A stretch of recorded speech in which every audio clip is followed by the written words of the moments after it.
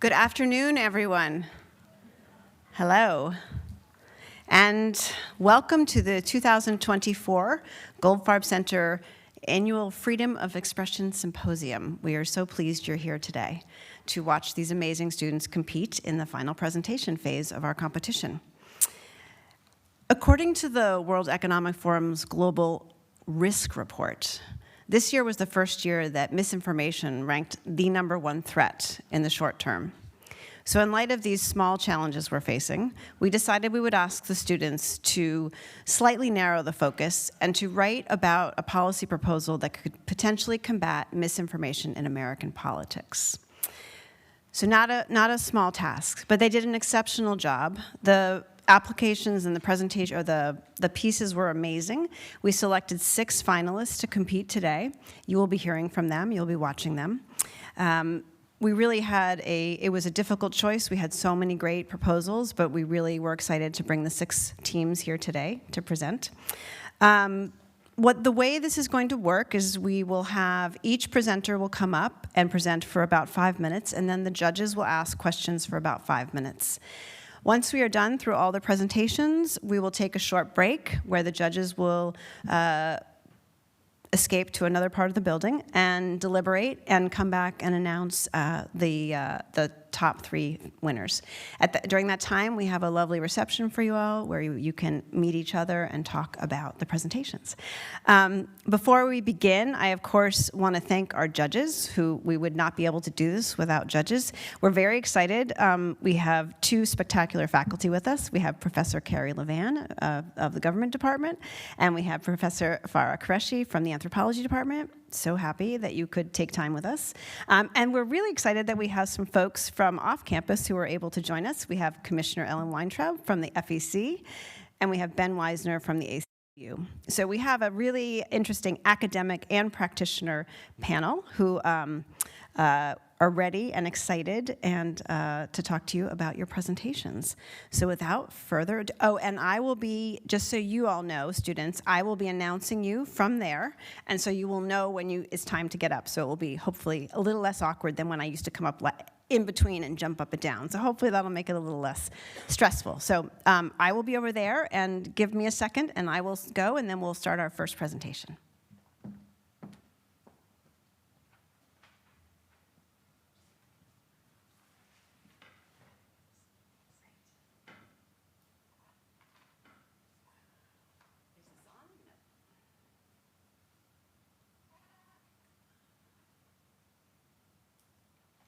Okay, nope. How about now? Ah, fantastic. Okay, we can tee up our slideshow. And first up, we have Zainab Tariq, who will be presenting. Do we have our? No PowerPoint. We need, oh, right. Oh, great, thank you. Hello, everyone. I'm Zainab, and I don't have a PowerPoint to show you, but I'll be talking about my policy brief for Goldfarb 2024 Misinformation Challenge. I start by talking about the different forms of misinformation we have these days. There's fabricated news stories, social media posts that are misleading, and deceptive political advertisements. And all of this together really deepens the ideological divide between different democratic institutions, which is obviously a big issue. And like we know, 80% of Americans believe that fake news causes confusion around basic facts about current issues and events. 68% of Americans believe that there's at least some of their news that's coming from social media platforms, and it's largely unchecked. And majority of Americans believe that manipulating and inventing facts for political gains is becoming more common. So to counter this, I have a 4-step approach. First is that there should be transparency around digital political ads. I believe that all political ads on the internet should clearly identify their funding sources and reach. They should maintain digital platforms should maintain public databases of all the advertisements and their sources and their sponsors, so it's easier for the users to understand biases in the advertisements. I believe platforms must cooperate in labeling demonstrably false content and limiting its algorithmic spread as well. This, I believe, would be really impactful because it's easily implementable and scalable, first of all. And ultimately, the transparency enables citizens to consider motivations behind messaging and increase trust in the sources they consume. The second step in this proposal is regulation to enact consequences for lies and incentives for truth in political advertisements. FEC should levy fines against campaigns that have found to propagate false information, and maybe tax credits should be given to incentivize campaigns or platforms to voluntarily undergo fact-checking of their promotional materials, and if it's found to be correct, we should give them tax credits. This support creation of independent, non-partisan fact-checking groups to rigorously assess veracity of statements and claims made in political ads. This would not only increase the fact-checking organization industry's work, but also encourage them to be independent in action. Fact-checking has been widely studied, and if information is vetted, these checks advertised, if information is vetted and these checks are advertised, people will have checked information to form opinions on, instead of believing the probably misleading social media content. The option to advertise having gone through checks will incentivize organizations to be more truthful, and people would trust them more. The third proposal is media literacy. The Department of Education should integrate media literacy into K-12 curriculum, teaching critical thinking skills for identifying misinformation techniques, biased sources, and manipulating media. We should launch public awareness campaigns that raise awareness about the importance of media literacy and provide practical tips for identifying misinformation and disinformation. We should also forge partnerships with media organizations, technology companies, and civil society groups to promote media literacy initiatives and amplify their impact.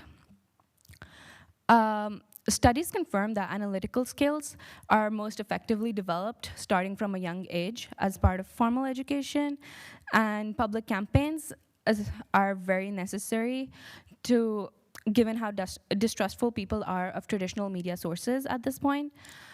And I believe improvement in media literacy is heavily researched, and their impacts are known to be far-reaching, and I believe this, in general, would have a long-term systematic change. Aside from the immediate action right in this proposal would be the fact-checking algorithms versus the systematic change, more of a systematic change that is the media literacy campaign. Another part of this proposal is having changing the recommendation algorithm in social media, because right now, current social media algorithms reward engagement, creating incentives for creators to create misleading, polarizing posts to attract engagement. But I feel like if we train recommendation algorithms to reward values other than engagement, it would lead to the expansion of algorithms to detect false information and create warning labels, maybe. It would give users more authority over what they consume and give them a diverse set of recommendations. Although there has been like very limited research on the impact of algorithms, it is expected to be very significant. And algorithms which perpetuate harmful disinformation expanding them working on reducing their impact would go a long way to break the self-fulfilling cycle and expose users to diverse content so they can make their informed judgments. This is also very scalable to include various platforms over time, not just social media. I believe the implementation part to this would be that FEC starts by developing standards and penalties for false political advertising.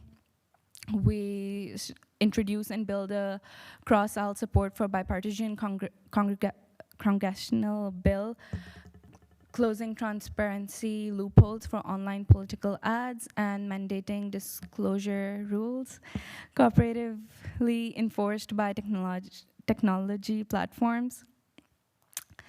Create tax incentives and subsidies for individuals and businesses supporting local journalism and provide financial and legal support for local journalism as entities to convert nonprofit and communal models.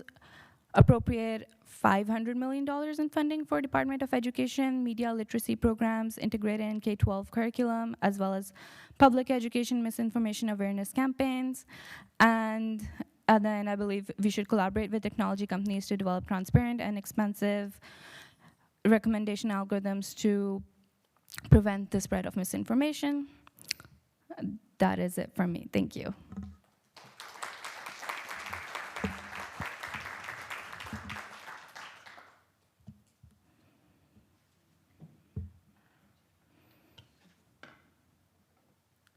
Well, thank you. That was a great presentation, and I loved reading your proposal.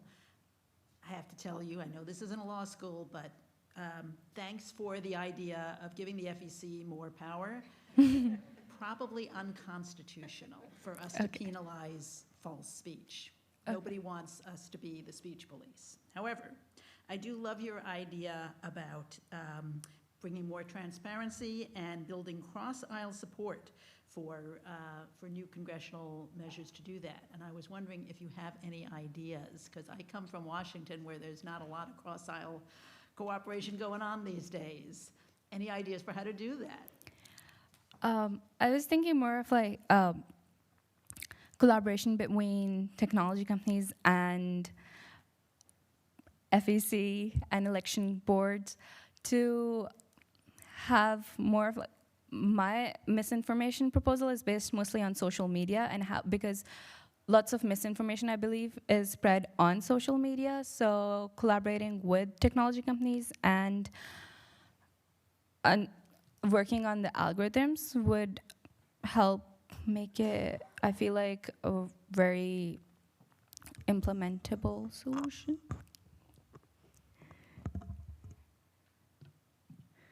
Zainab, thank you. That was a really good presentation. Thank you. There were some really interesting points you're presenting.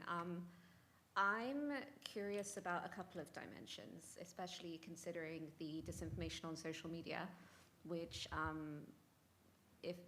as I'm sure you've looked into, is very, can be very isolating depending on people who are basically concentrated in certain groups. So information will be spreading in certain groups at different rates than others. To that extent, I want to press you on this idea of readjusting algorithms and what you're imagining that would be, because on the most part, the algorithm is working off just the way social media works. That is true. I was thinking more of, because right now it's very focused on engagement. If you get more views on your YouTube video, it's going to reach more people. That makes sense, but like people start making more modified content or more like eye-catching content that's not necessarily true.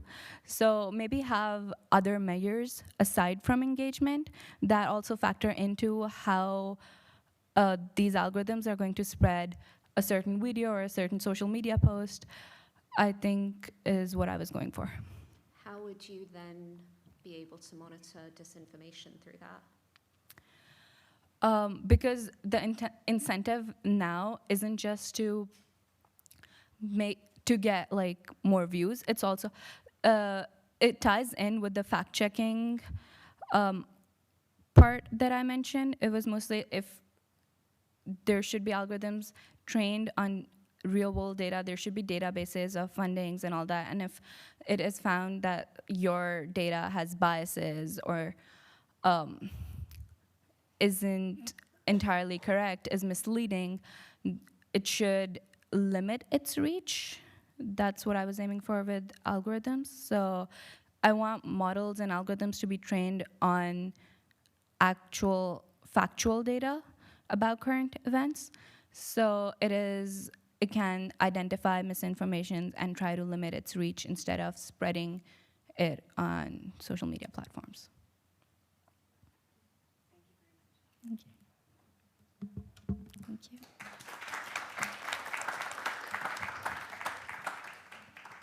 And up next, we have Satvika Dviti.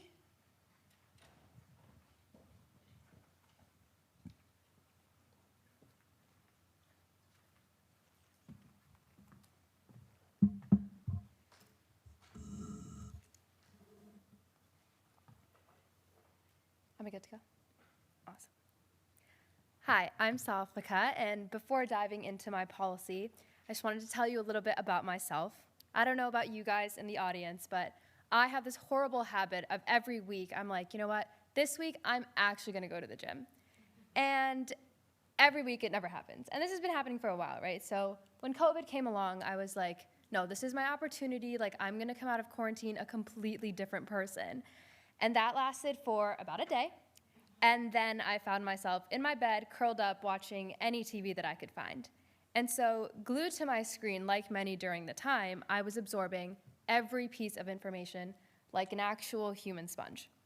And so when I'm in this state, right, I see something on my feed as I'm scrolling through, and it's this video. Disinfectant, where it knocks it out in a minute, 1 minute.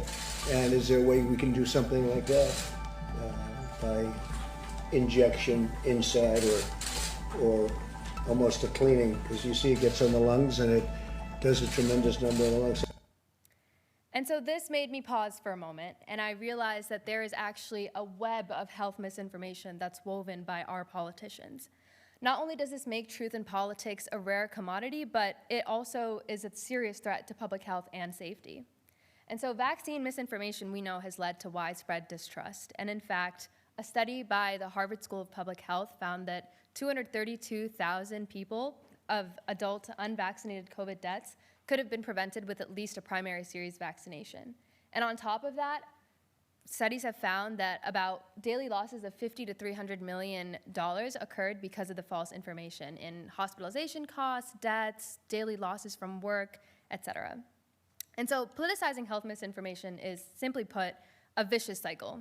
During the pandemic, we saw firsthand how politicians intertwined political allegiance with guidance to public health guidelines, which only further polarized an already polarized political climate, and that just adds to this fuel of health misinformation. So this is where my policy comes in. In a one-line summary, Truth in Politics aims to bring back, you'd never guess, the truth in politics. So the policy works to combat political misinformation by establishing a specialized oversight body, transparency and accountability measures, and public education campaigns. And while existing policies like fact-checking on Instagram have been successful in alerting viewers to the fact that this information that you're about to see is not actually accurate, there's a significant gap in ensuring accuracy and holding politicians accountable for the misinformation that they're spreading. Because social media can't catch everything, right? Like the video we saw earlier was not flagged as misinformation. And so Truth in Politics aims to eliminate the problem at its root by building a comprehensive framework that builds on existing efforts. So the policy centers around an independent oversight body, which will be established by the U.S. Department of Health and Human Services. Experts in various interdisciplinary areas will review health-related claims submitted by politicians before dissemination in public speeches, etc. And operating at a county, state, and national level ensures efficiency and avoids backlog. But in today's day and age, we have to consider social media into our policy-making skills. And instead of requiring politicians to submit every health-related tweet or Instagram post, which is unrealistic, we'll implement the false information warnings across all social media platforms, not just Instagram, and allow public users to flag any post that they think is health misinformation. And on a bi-weekly basis, the body's digital information team will look over those flagged posts and ensure a transparent assessment of the health claims. And the second pillar of my policy is transparency and accountability. So while the policy's goal is to provide clear explanations for inaccurate or misleading claims, it also aims to impose serious repercussions against politicians that are furthering these misinformation by inducing fines or censure or limitations on public communication. And finally, public education. The policy aims to build on existing campaigns like WHO's Fight the Infodemic, to empower the public with the skills necessary to critically evaluate political health claims and seek accurate information out from reliable sources. And an essential part of any policy is evaluation. So regular audits will be conducted through the policy to assess compliance and identify areas for policy improvement. This includes, but is not limited to, public surveys to allow engagement and foster a culture of clear, transparent political discourse.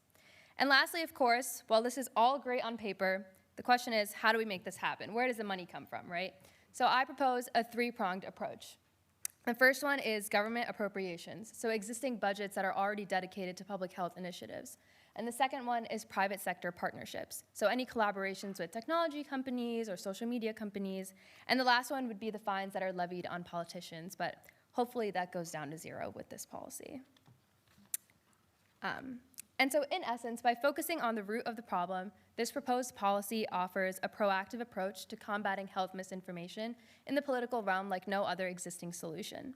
By addressing the gaps in current policies and introducing effective mechanisms for verifying and countering these false health claims, Truth in Politics works not only to safeguard public health, but also restore trust in political communication. Thank you.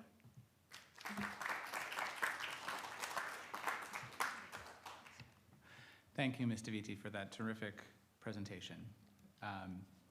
If you've taken English classes at this college, you've probably read 19th century novels in which, at the time, the medical consensus was that if you had a fever, the physician should come and let out some blood.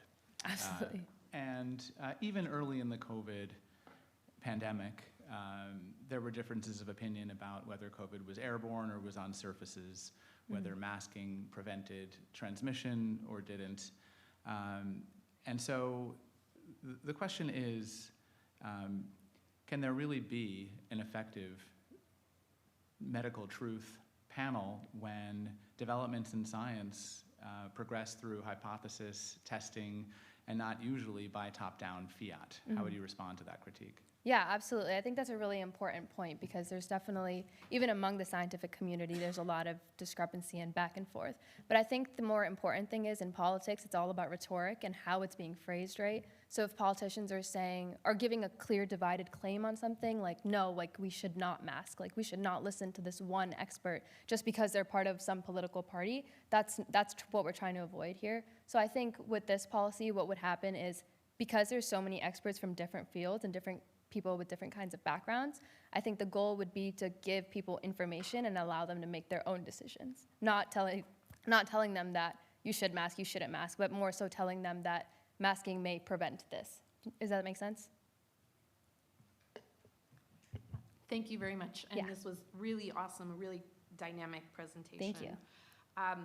So I'm going to start with a question about clarifying the policy, because you're kind of differentiating about different types of speech when they might make these types of public statements, and sometimes it's in sort of a really formal role as a politician, and then sometimes it's informal, like a tweet, and you're treating that differently. Yeah.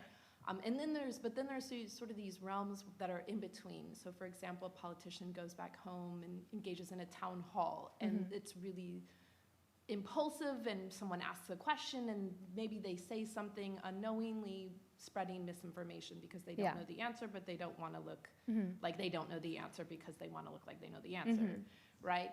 And so now we're in this realm of trying to determine the intent of the speech. Do we find this person who spread misinformation? Does intent matter? Is it too bad, so sad? How far are we going in policing the intent of speech? Do you Yeah, understand I what mean? understand what you're saying. I think that's a very important point and something that I was definitely considering when I was coming up with my policy.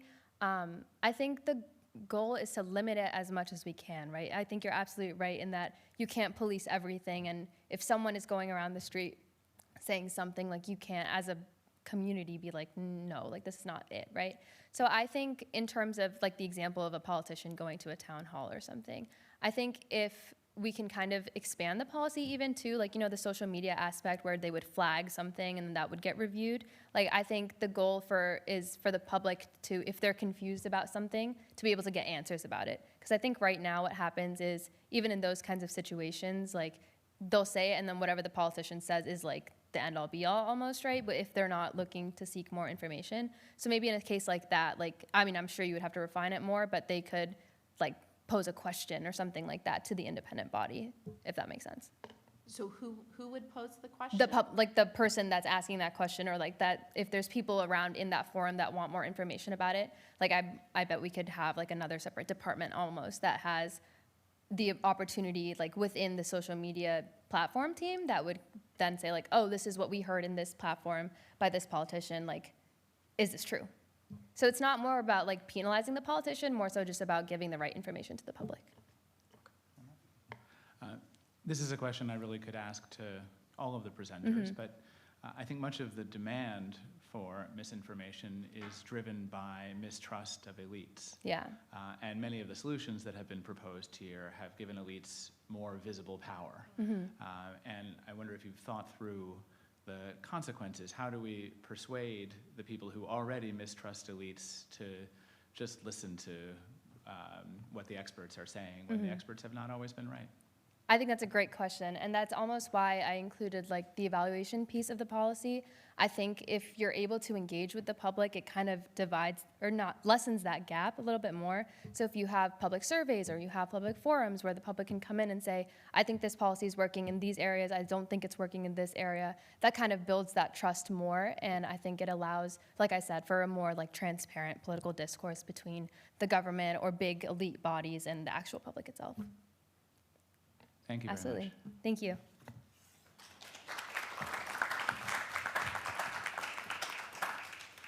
Next up, we have Zania Brown.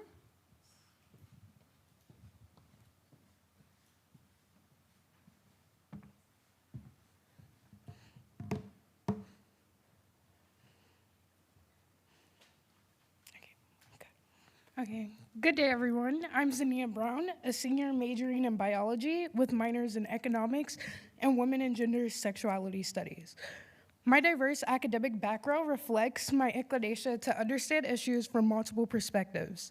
Today, I'm here to address the pressing issue of combating misinformation in politics, a challenge that requires a multifaceted approach involving multiple sectors of our nation.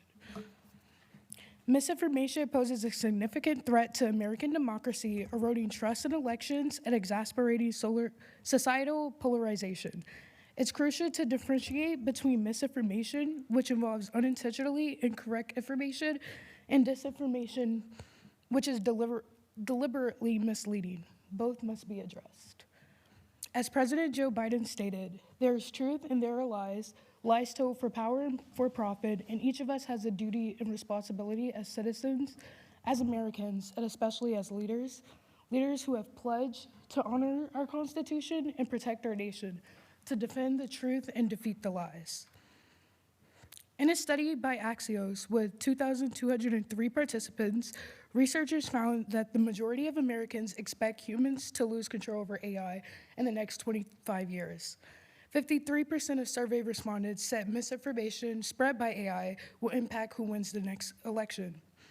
And about 1 in 3 US adults said they're very concerned about the development of AI and chatbot usage, which is a level consistent across all levels of AI chatbot usage, whether or not the respondents said they were enthusiastic about tech generally.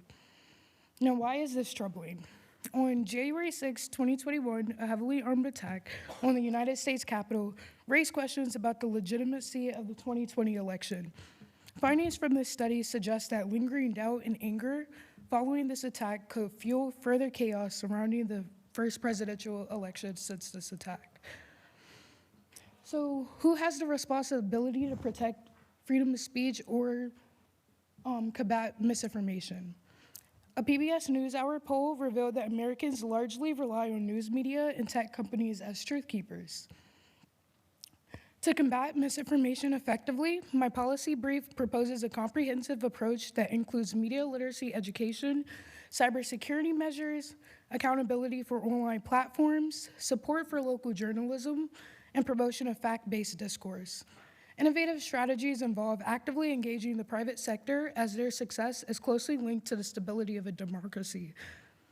Private companies should have a vested interest in combating misinformation to safeguard economic prosperity and societal well-being.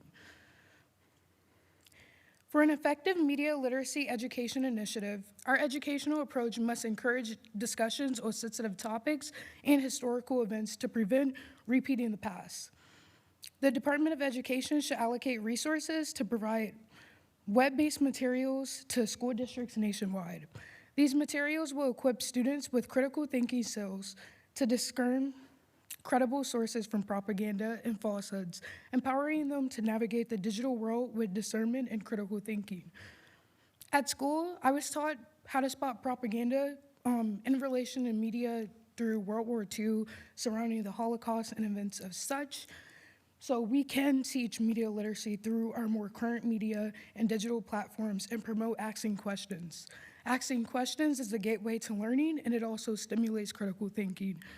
Critical thinking and analysis skills are necessary for all individuals in our society, regardless of age, as it promotes intellectual growth, understanding complexity in discourse, and effective decision-making. Platforms like Instagram, Twitter, TikTok have become breeding grounds for misinformation and disinformation, necessitating urgent action. Government coordination with non-governmental organizations and private sector collaborations are vital in combating misinformation. Social media platforms should prioritize factual information while allowing for diverse perspectives and public commentary. Historically, we have seen how economic influence have influenced government decisions, diverting focus from the public good. It's imperative that decision makers prioritize public welfare over personal, political, or corporate gains. Platforms like Instagram, Twitter, and TikTok should facilitate the free circulation of factual information while tailoring public commentary algorithms to individual interests. Taking inspiration from successful platforms like TikTok, which utilize tailored algorithms, as we can see on the left, or your right. This is where they use engagement as the primary source of how posts are put to the top.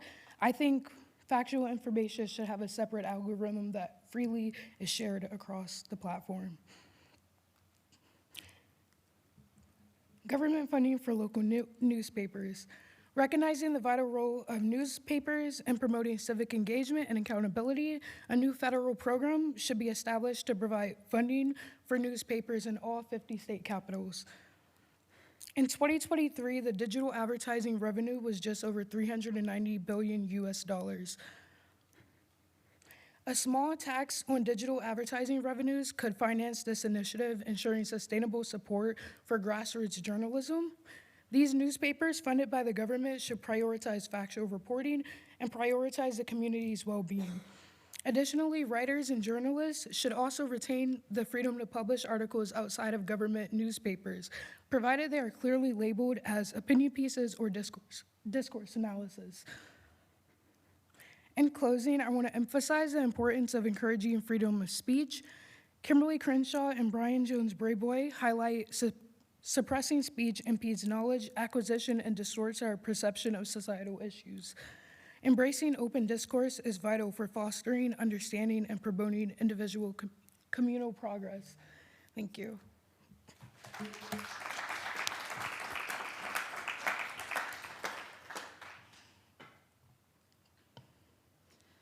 That was great. I love all your ideas, actually. How can media really address misinformation in a world where it is so fragmented and people seek out different media platforms specifically because they expect to see a certain worldview reflected there? That's a great question. I feel as though social media platforms or media platforms across any news outlet should have a section where it only shows the objective facts, things that cannot be denied, and have another sector to share people's opinions or analysis of that situation.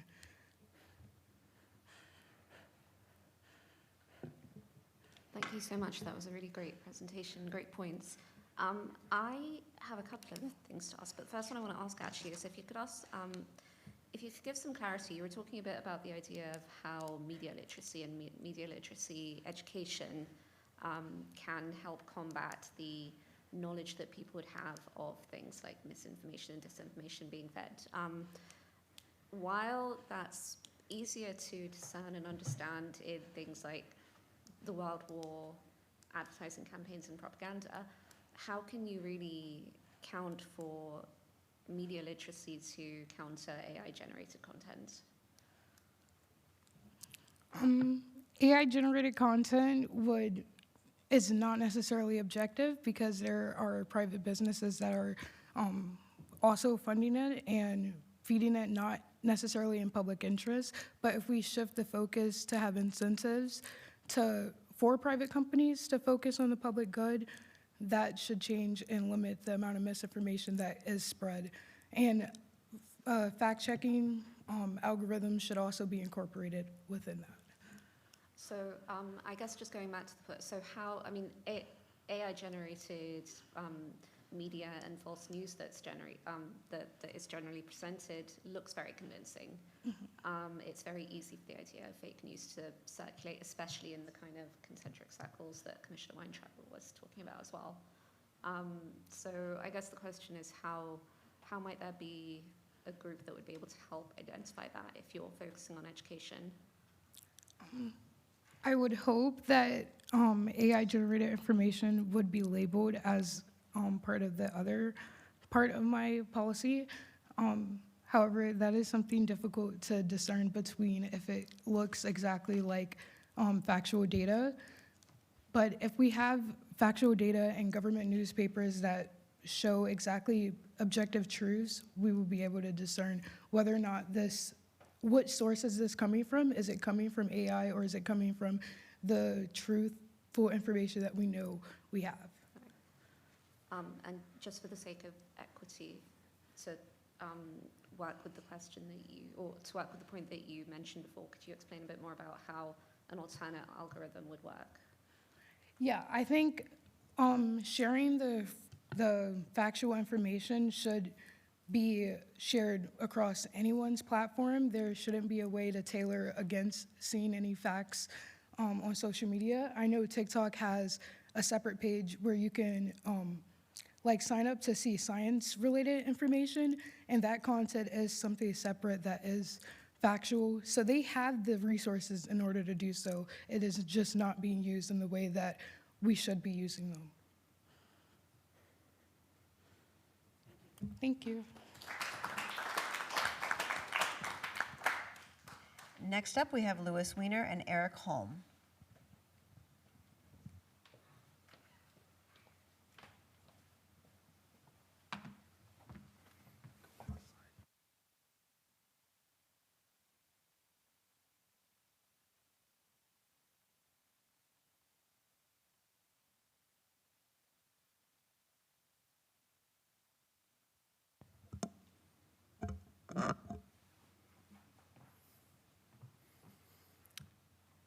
If these news headlines convey any message, it should be that misinformation is a serious threat to national security and even our democracy.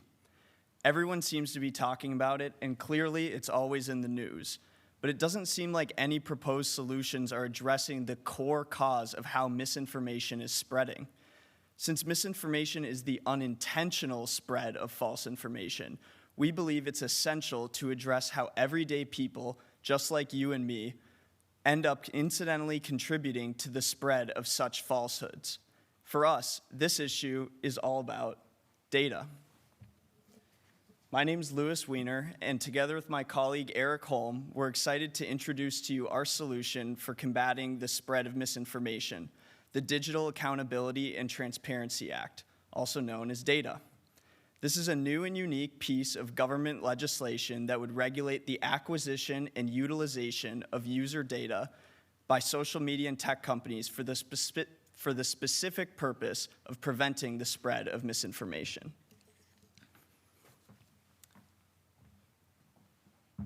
So here's a survey conducted by the de Beaumont Foundation, which demonstrates the prominent role social media plays in the spread of misinformation. A pool of respondents were chosen, and they were first asked where the primary source of news about the COVID-19 pandemic came from. Respondents were then asked whether or not they agreed with numerous false statements about COVID and the vaccine, such as the COVID-19 vaccine could make people infertile and unable to have kids, or COVID-19 was released with the aim of destroying the world's economies. The results are pretty astonishing. Respondents were far more likely to believe in falsehoods if their primary source of news was social media. This is a concerning finding as well, considering that digital media has become the primary source of news consumption for Americans today, and that social media consumption is growing, especially amongst the youth. We must ensure that the information ordinary citizens interact with on these platforms is reliable. Unfortunately, misinformation is pervasive on these platforms due to the present construction of social media algorithms. If we do not address this issue, the problem of misinformation will only get worse. Data's goal is simple: end the unethical exchange of user data between big tech companies. The mass influx of personal data on these platforms is at the epicenter of this problem. Companies show users information that they know they will interact with, which is oftentimes unreliable and untrustworthy. Instead, they should be showing neutral and fact-based content. In ending the exchange of user data, the Digital Accountability and Transparency Act will end predatory algorithm practices.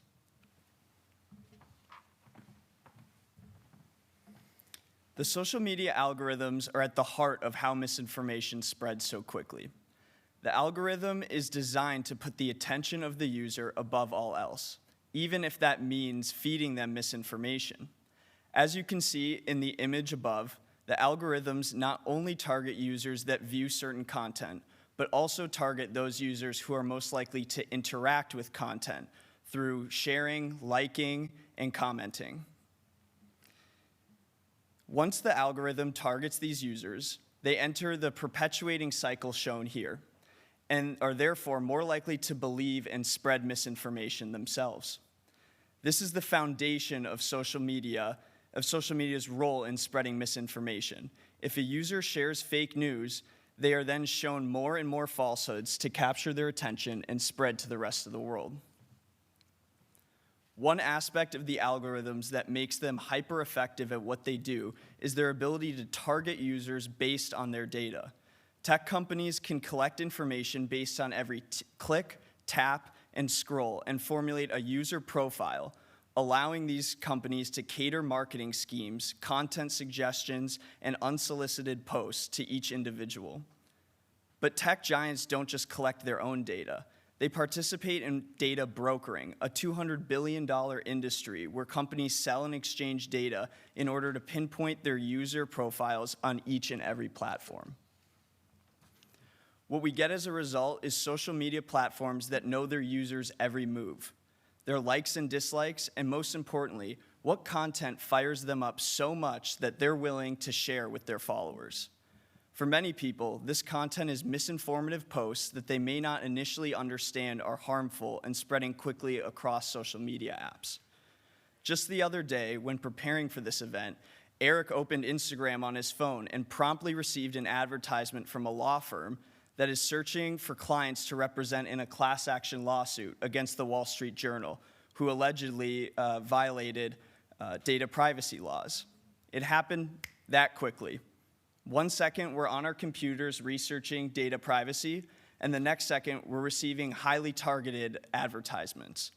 While this is just a benign example, imagine if Eric and I were two concerned individuals who were looking for validation about the COVID vaccine falsehoods that Eric mentioned earlier. Our policy will address predatory algorithms with 3 simple mechanisms.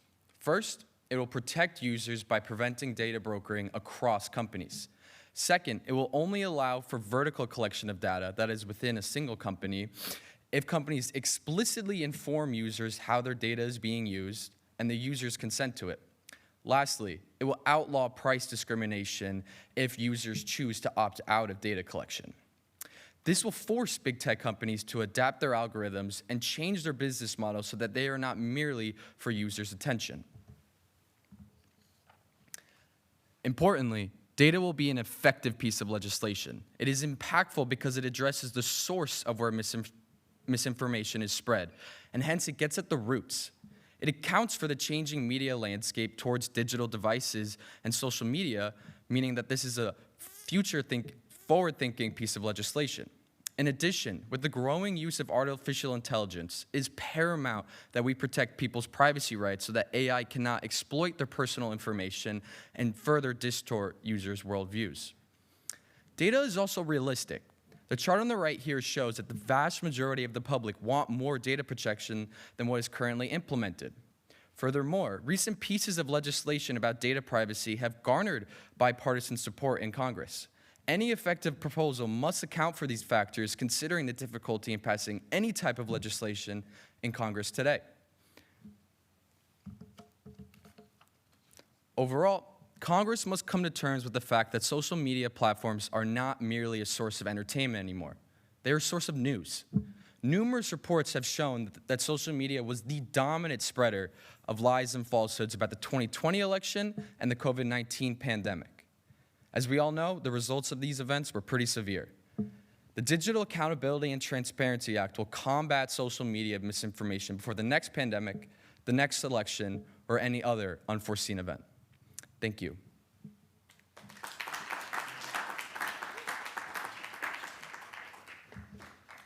Thank you.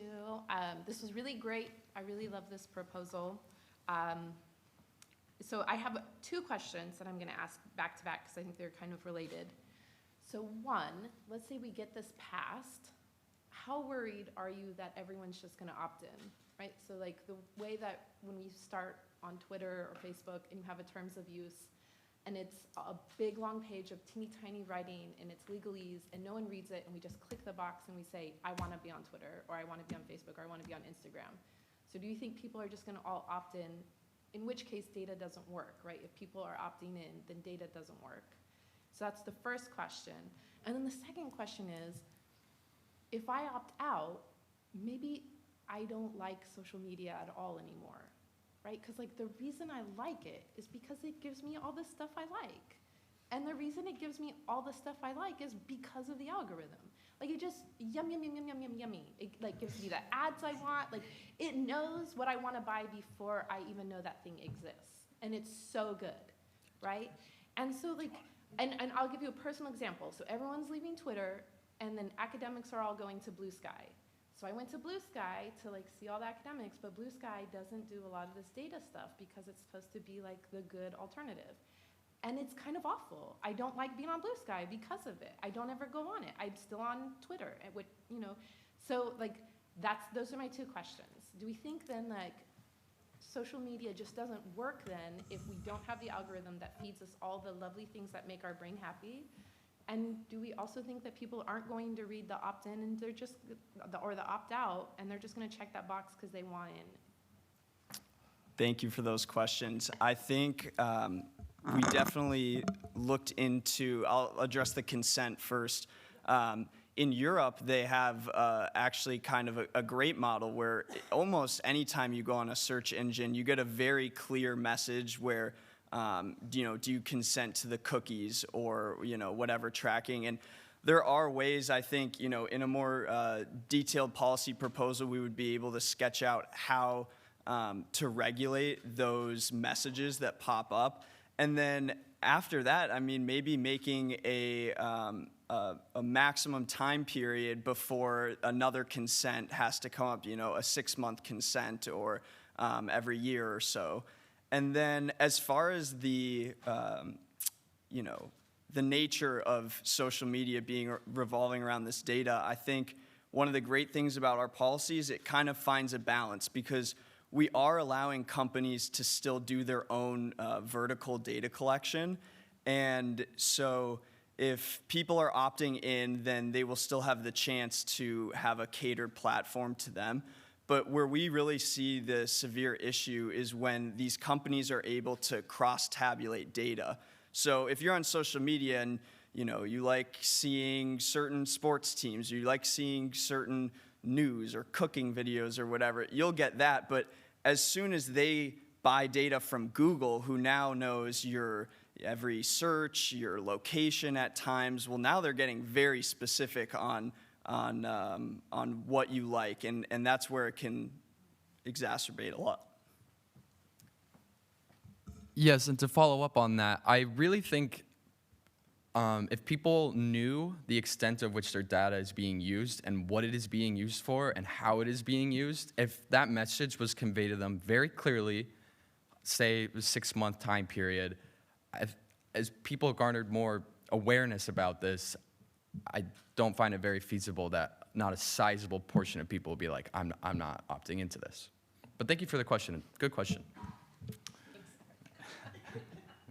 Thanks for the presentation, and I'm particularly admire the way that you're trying to address this through privacy law rather than through censorship law, rather than trying to control what people see directly.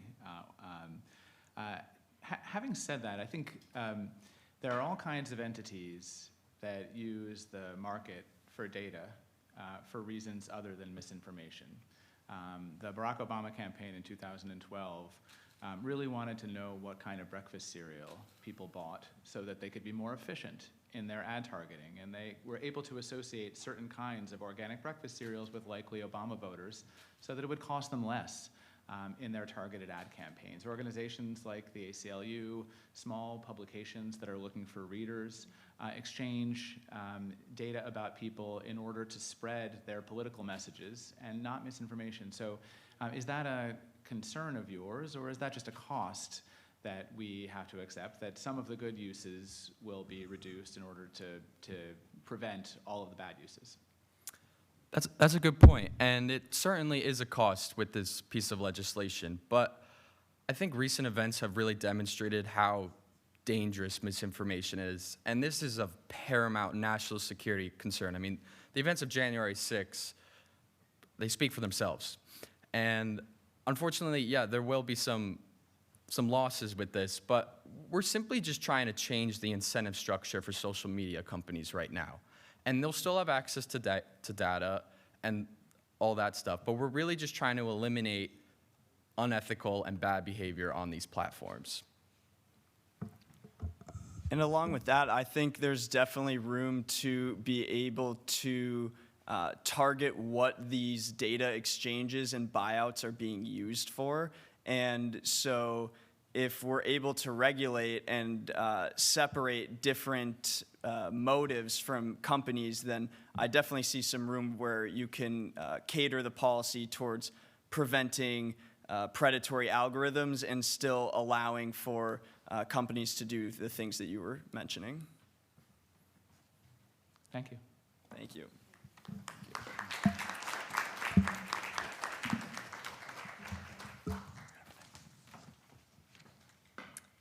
Next up, we will be hearing from Aubrey Costello, Sarah Dorr, and Peter Ryan.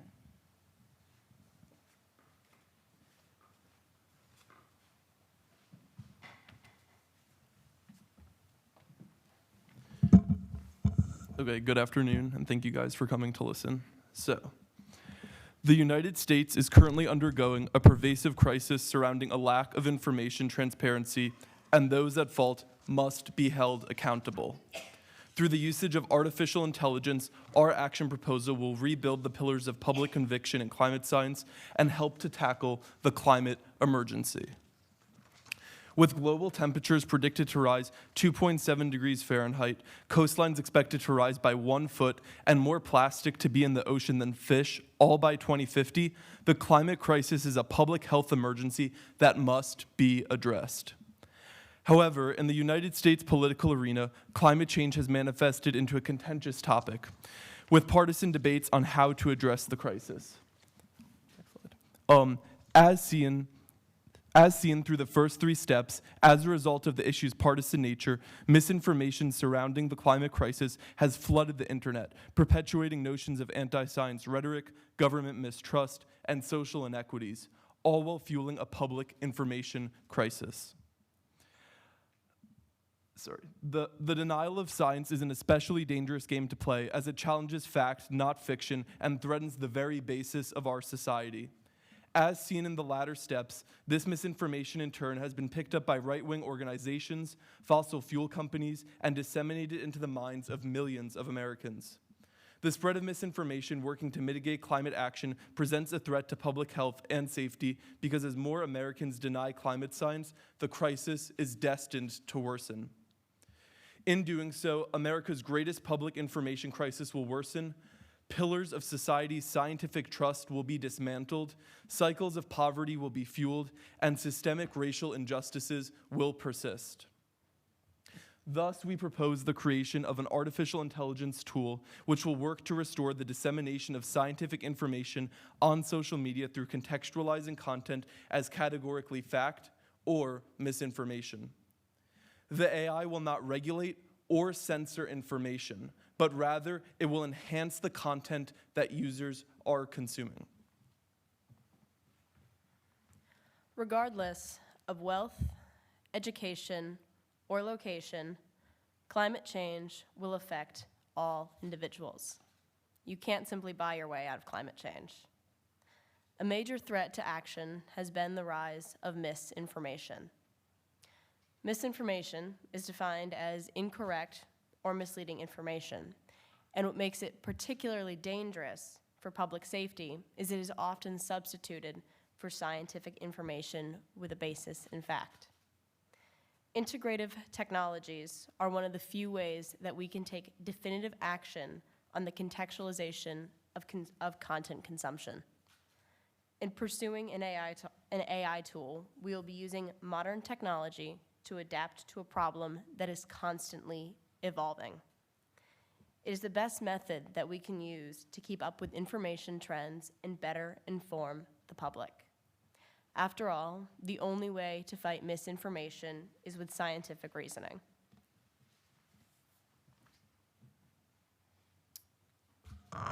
Our solution is a joint agency program between the Environmental Protection Agency and the Federal Communications Commission. This joint agency program would fall under the pre-existing artificial intelligence inventory of the EPA.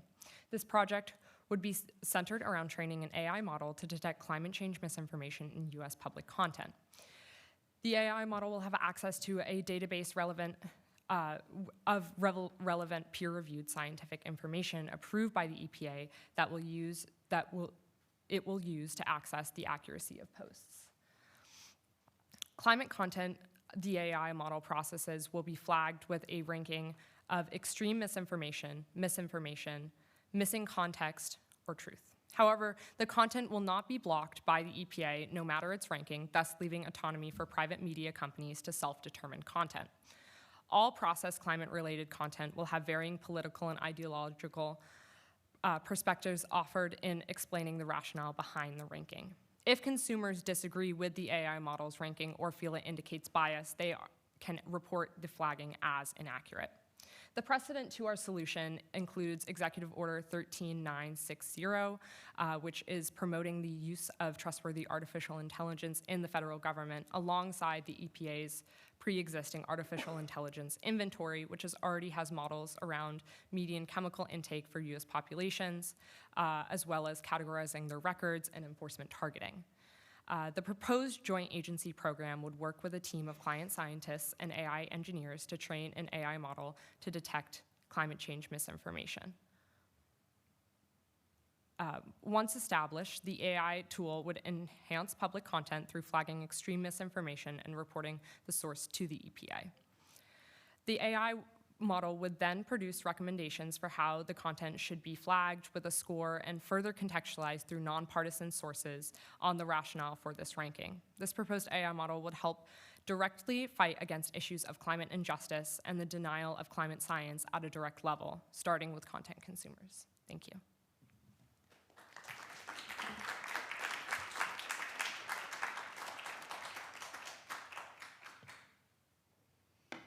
Thank you, that was great. I'm not a climate expert, so I'm a little bit out of my field here, but what I have seen are some fairly dramatic examples of AIs that hallucinate make up their own facts, and generally are not always reliable. So how would you ensure that this would work, that all of the information that came out of this would in fact be reliable and it wouldn't be flagging the wrong information? And how would you build trust amongst people who were disinclined to believe what the AI said? I can take this question. You raise an excellent point. A real problem that we've seen with AI, especially with things like ChatGPT, is it likes to make things up as fact because at this point it doesn't necessarily have the technology that it needs in order to, accurately determine that this specific news story isn't fully accurate and that it generates stuff that, isn't true. I think the way that we're going to increase trust in a program like this and really build it from the ground up is to always keep the human aspect of this. This would be something that this AI model wouldn't just be kind of, turned on and allowed to run free, because as I'm sure we can all assume, that really wouldn't end well. We'd keep the human aspect, as in this would always be something that was part of a committee, part of a team that was constantly adjusting and reviewing information. It absolutely would not be perfect to start with, but we really think that this would be a wonderful way to kickstart an initiative to really curb the spread of really harmful misinformation with regard to climate change. So always keeping the human aspect in there and always adjusting constantly. Thank you three. That was a really interesting and amazing presentation. My question follows up on that in a very great way, so I appreciate you both for setting that up for me. I really appreciate how you were looking into how you would end up training this data, or training the algorithm that you want to implement based on data sets which come from established peer review sources, and how you were saying that this would end up being a project that you'd need scientists and AI engineers involved in, which actually sounds like a really great way to develop a very strong information database. So the question I have is connected to that, which is that obviously, as you point out, a lot of these climate changes are ongoing, consistent, and increasingly faster. So when you have an established database of mostly peer-reviewed articles which take much longer to come out, how do you maintain this idea of information processing when you have continuous events which keep happening and increasingly possible false news reporting, which doesn't factor into your database? That's a really wonderful question, and I think with kind of the immediate problem and crisis of climate change, like you mentioned, and how rapidly things change or events take place, it would be really hard to just rely on kind of peer-reviewed articles that would take a very long time, perhaps, to get into the system and be kind of properly vetted and everything like that.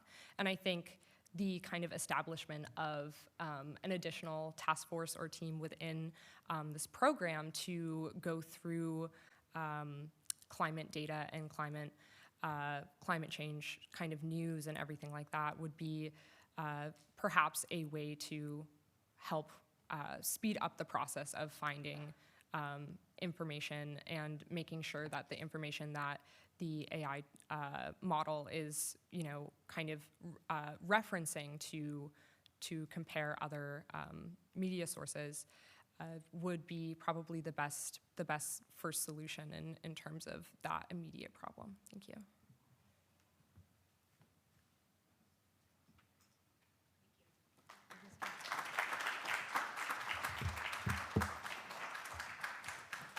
Our final presentation is Tommy Lowell.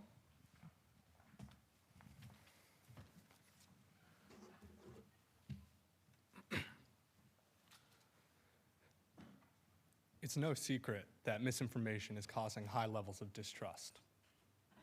It's causing distrust in government, with over 20% or less than 20% of people trust the federal government.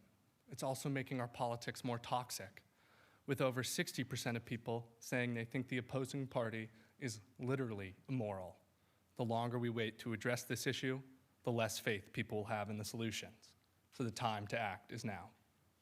Because it is so hard to target the ways misinformation is created, the better policy solution is to go after how misinformation is spread. One of the big ways misinformation is spread is through internet bots.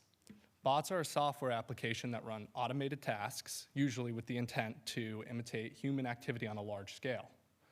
Researchers show that 47% of all internet activity, like followers, shares, comments, likes, are bots. They're very cheap to buy for your account, and they can be bought as targeted followers. So for a few bucks, you can suddenly look very popular. And on the internet, popularity and credibility are the same thing. Bots also boost the information you post, artificially making it look like people are interested in the content, which in turn tells the algorithm to recommend that content to more users across more sites, which can make the material snowball. Even if so many of these users are not real, social media companies have no incentive to regulate them. The bots generate social media companies money through ad revenue. So let's look at a real example. This is an Instagram account I built yesterday with 20 minutes and $60. It's got 10K followers.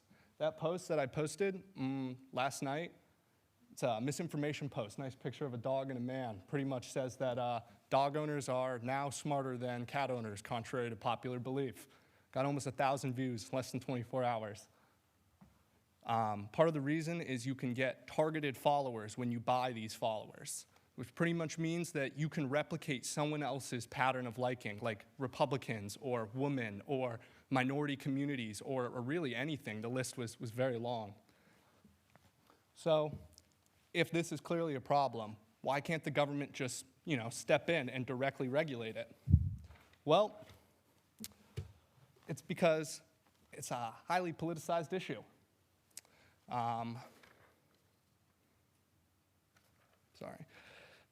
First, most attempts to stop misinformation have become highly politicized. There's disagreement on what counts as misinformation and who should be the deciding vote. For example, the Biden administration tried to launch a disinformation board, and it got shut down after 4 months due to political fights. Second, the distrust in government I mentioned earlier is also an issue.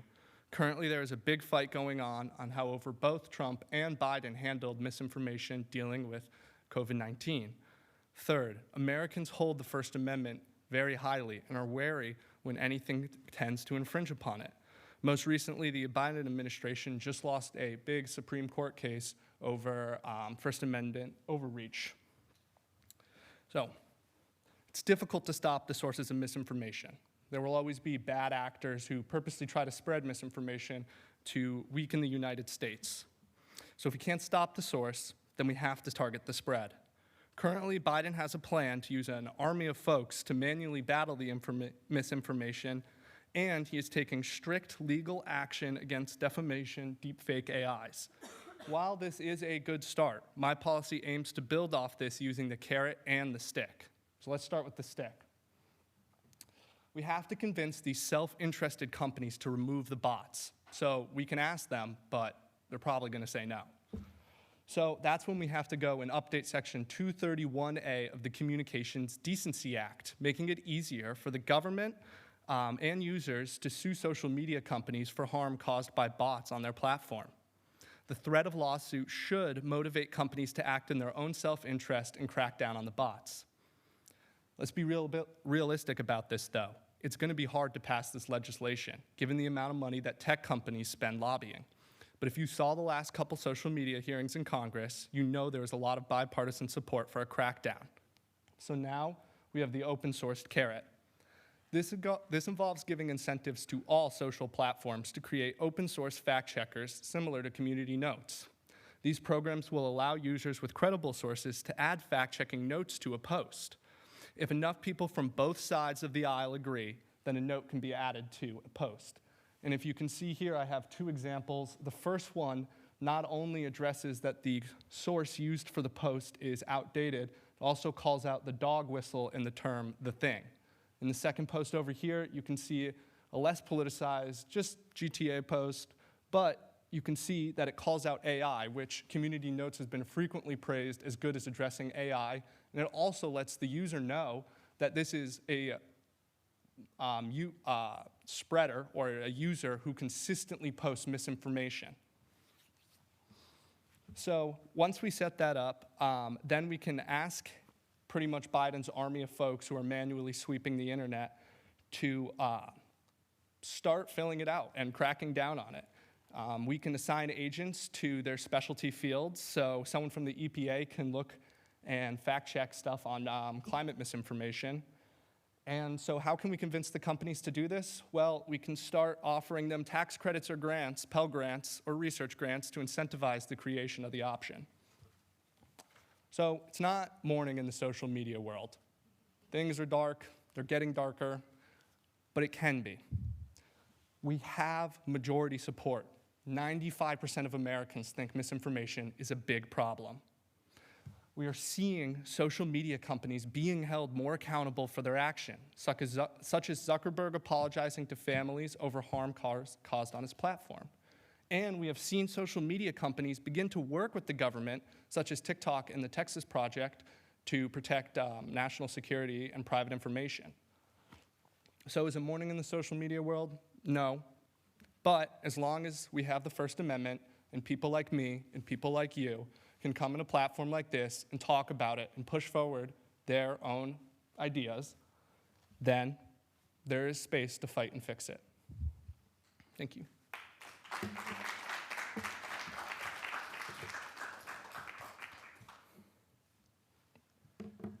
Thanks for that spirited presentation. And what I admire about this proposal, in fact, is its modesty. It's not actually aiming to solve everything with one fell swoop, and I just wonder whether perhaps it's too modest. My question is, let's imagine social media with all the bots removed. You persuaded us that that would prevent the harm of having not influential people purchase influence in order to spread misinformation.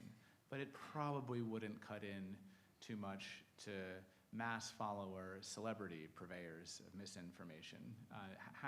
Would you be relying on prong two only of your policy to address the super spreaders, so to speak? Well, I think there's two parts to that. I think a big part of it is, as you remove the followers, you suddenly realize that maybe these people who you thought were super figures aren't as much as super figures as you think. Once you see the likes starting to go down, I mean, most of these political commentators, they use bots to some extent. It's a common part of the political process. You can make other fake accounts to, comment stuff, comment more support in your favor. And once that starts going down, it's going to be pretty apparent for the users. And secondly, I think that on the bigger accounts, the fact that community notes can recognize that someone is consistently posting misinformation, has consistently been a problem, I think it hurts their credibility. I think that anyone who can recognize and learn from just looking at the community notes knows that the next time they see a post by that person, maybe look at it with a closer eye, maybe take. Maybe. One follow-up there. I agree that large percentages of Americans think that misinformation is a problem, but I suspect that almost all of them think it's a problem for other people and are pretty confident that they are not vulnerable to being deceived by misinformation. It's those other people who don't agree. And actually, there are some studies that show that fact-checking labels lead to more spreading, not less, that people are antagonistic to the project of elite fact-checking. Again, I wonder how you deal with this. It's a question that I asked one of the other presenters. The broad mistrust of elite fact-checking that, in fact, drives the misinformation problem to begin with. I agree. I think that elites being involved in the process it's not going to restore the faith that we're looking for in our institutions. That's why I'm hoping that our community notes users who are active will recognize that the misinformation, being updated and fact-checked is going to be recognized as coming from more of like a neighbor figure than the government. I mean, even these workers and these agencies who are helping, like, the person scrolling through Twitter for the EPA, that they're not an elite. They're just working for a minimum wage for an agency. So I think that there is an angle to come and say that these fact checkers are more human and they are more realistic about what actually is being fact checked. And I think a lot of the fact checking comes from the fact that fact-checking label being problematic comes from the fact that people just don't want to accept information from the other side. And it's obnoxious to open an Instagram post and just see, this information is incorrect, blared across the screen, even if. So I think having a more subtle thing like community notes that doesn't just give you the flat out, this information is correct, but actually like addresses systematically what part is incorrect and how they know it's incorrect, and here's the sources that prove it's incorrect. I think that gives a more reasonable path to understanding, accepting the other side. Thanks, Tommy. This was really great. There's a lot of really awesome ideas here. One part of your proposal is, and it kind of goes off of these previous questions, is it's sort of this balance between government, but also a reliance on private companies, right? In particular, this idea that we're going to try and incentivize corporations to regulate themselves. And so this question of whether or not do you think we can trust them to actually do this? Do we think that these, multi-billion-dollar companies that make a lot of money with these bots in place, right? Can we incentivize them enough with grants or with whatever, enough carrots or sticks, that it's worth it to them to self-regulate? Or is this something that the government is going to have to do? And as a public, can we trust the private companies that are incentivized by money to self-regulate? I think in a pure vacuum, no. They're just not trustworthy. We've seen them work with the government time and time again to try to manipulate the people, to try to spread, just make the most amount of money regardless of the consequences. That's how it is. And unfortunately, they've been very protected with the fact that they can not get sued for harm caused on their platform. So there's no real skin in the game for them to protect their users. But I think two important things to look at is by updating that, people can start to hold them more liable. And they have to be self-interested. They have to regulate or they're going to catch that billion-dollar class action lawsuit. And most importantly, to think about it from a user and a consumer perspective in terms of the community notes. When you go to get your news, you choose a trusted source. You don't choose a tabloid. You don't choose the Daily Beast to get all your information. It's going to be pretty much in the social media world where users are getting most of their news from social media. It's going to be similar. Do you trust a platform like Instagram, who has this very state-of-the-art fact-checking program that's heavily regulated, that keeps its users informed, or are you going to trust your Telegram group chat or your Reddit forum back page that isn't being regulated? And I think once companies realize that, wait a minute, people actually want accurate information and we have to work harder to keep our users because there is a new standard in the game, then there's going to be more of an incentive for the companies to adopt that standard. Thank you.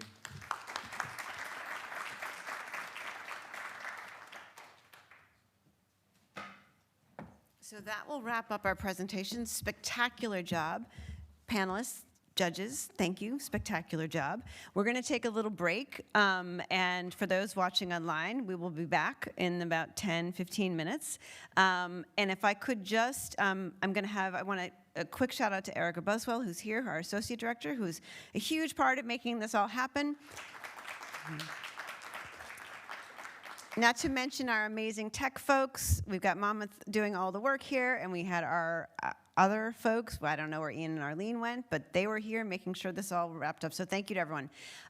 So I'm going to ask Erica to escort our judges to our Goldfarb offices so they can convene, and I would love to see the student presenters up here for just a brief moment while they start, and then we'll be back in about 10 or 15 minutes. And for those who are, there are delicious beverages and tasty treats outside to keep you occupied while we wait to hear what the judges have to say.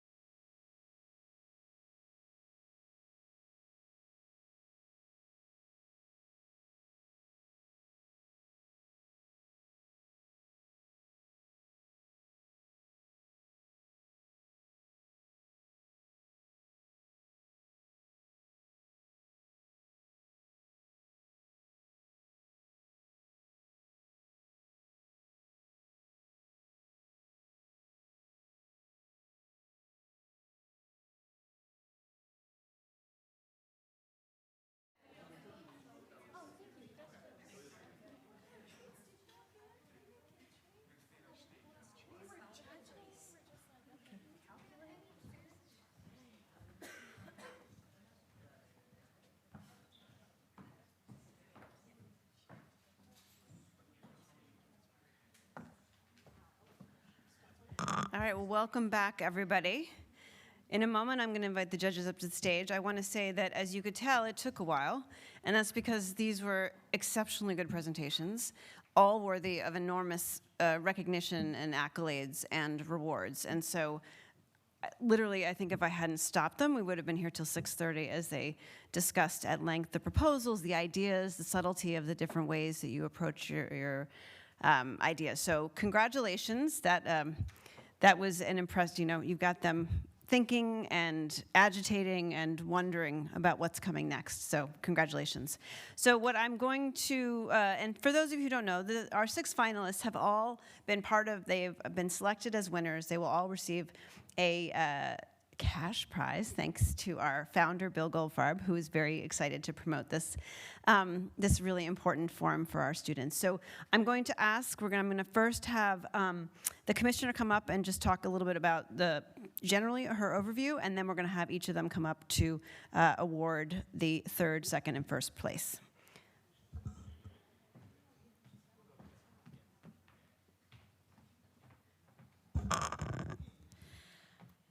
You guys were really sensational. I was really bowled over, so impressed. I evaluate written product all the time, every day, from lawyers, from people with decades of experience. And the writing in these presentations was at least as good as, if not better than, some of the written product that I see from professionals. So give yourselves a round of applause. Really, very impressive work, and we were told that somebody else already evaluated the writing, and we should focus on the presentation skills. And again, they say that public speaking is something that most people are terrified of. I personally have never understood that, but I'm told that for most people this is a hard thing to do, and the poise and professionalism and intelligence that you all brought to this was, again, really impressive. And I say this, again, from the standpoint of somebody who sees people making oral presentations all the time, and I know how hard it is to answer random questions from people you've never seen before. So I was really impressed, and it gives me great faith and hope that there is such a great generation coming up who is going to take over and solve some of these really difficult problems for us. So thank you all for the effort that you put into this, and for the intelligence that you brought to it, and the commitment and the practicing that you obviously did. It was really, we did have an incredibly hard time choosing amongst you because you were all great.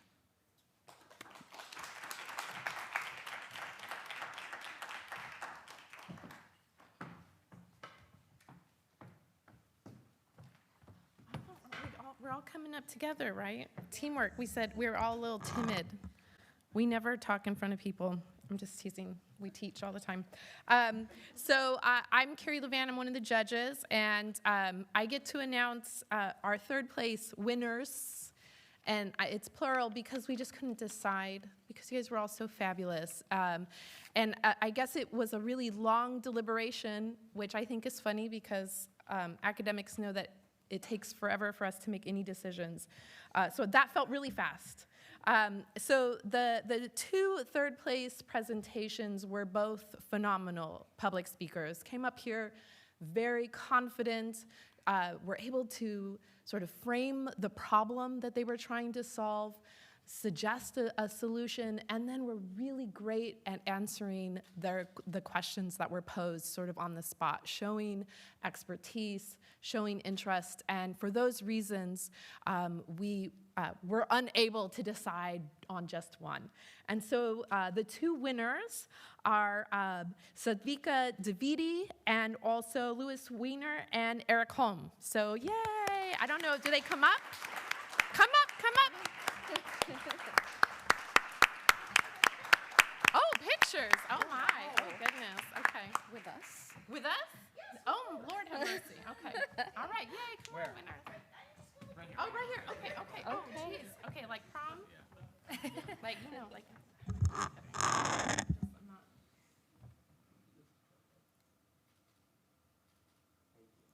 Thanks. Thank you.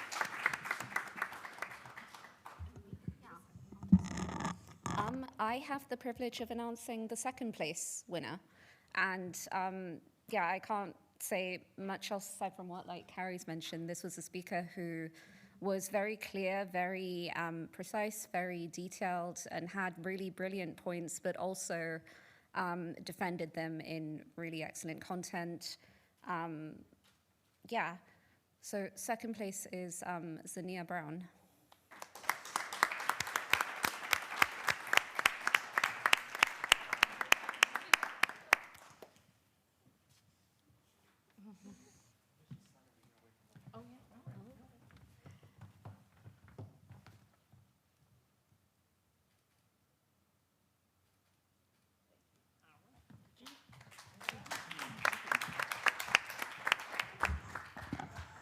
So what made this slightly easier for us is that we learned that you've all already won, that even by being finalists, you've all already been rewarded, and this is just a little bit of icing. I want to repeat that these were great written presentations. That's how you got here. We were principally judging your oral presentations and how you responded to being questioned by intimidating experts. And as the non-academic here, the lawyer here, I want to say that the ability to speak on your feet, to respond in real time to difficult questions, to do so with a combination of knowledge and social and emotional intelligence and some humility is very valuable. You all showed it, but we had to pick a winner. So Tommy Level, congratulations. Thank you so much. Thank you. It's a little bit different each time. Thank you.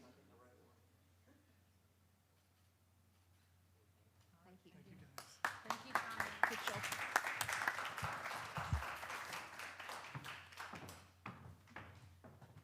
And with that, we are going to close out our 2024 Freedom of Expression Symposium. Thank you all so much for competing and participating.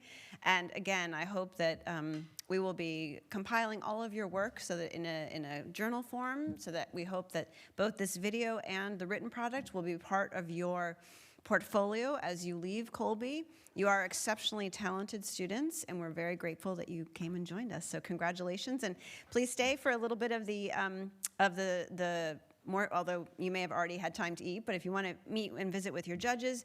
And I do hope we'll see all of you tomorrow night at the panel discussion, the keynote. We're so excited that the commissioner is going to be with us, and Ben will be with us, and it's going to be rocking. I can't even wait to see what the two of them do with each other on stage. So please join us, and thank you so much for spending your Sunday evening with us.